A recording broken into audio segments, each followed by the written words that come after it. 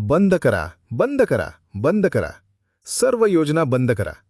एकाही योजनेची आम्हाला गरज नाही. फक्त संसद भवनासारखी कॅन्टीन दर 10 किलोमीटरवर सुरू करा. सगळे वाद संपतील. 29 रुपयांत पोटभर जेवण मिळेल. 80% लोकांचे घर चालवण्याचे टेन्शन संपेल. ना सिलेंडर आणण्याची कटकट, ना रेशनची. आणि घरातील महिलाही खुश. चारही बाजूंना आनंदाचे वातावरण असेल. हो की नाही? मग आम्ही म्हणू, सबका साथ सबका विकास. सर्वात मोठा फायदा म्हणजे पंतप्रधानजींना असे म्हणावे लागणार नाही की मध्यमवर्गीयांनी त्यांच्या हिशोबाने घर चालवावे.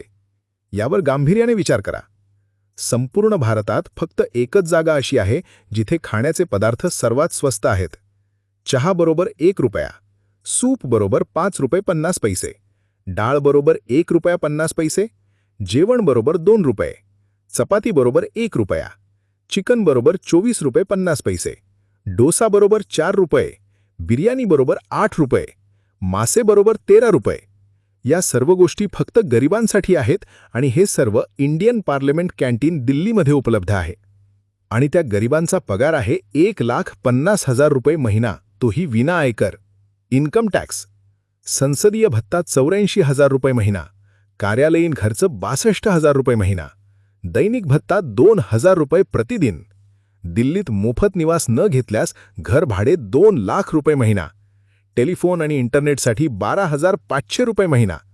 ट्रेनच्या फर्स्ट एसी कोचमध्ये अमर्याद मोफत प्रवास. वर्षाला 34 विमानाचे प्रवास मोफत. प्रतिवर्ष 50,000 युनिट वीज मोफत. आयुष्यभर मोफत वैद्यकीय सुविधा आणि आयुष्यभर पेन्शन. या गरिबांना हे सर्व भारत सरकारकडून गुजारा भत्ता म्हणून दिले जाते. आम्हालाही असेल तर एखादी गरिबाचा पद द्या. नमस्कार.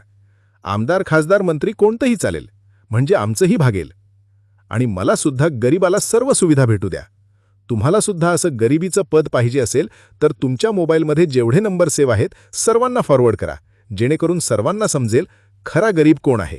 करा मग शेअर सर्वांना.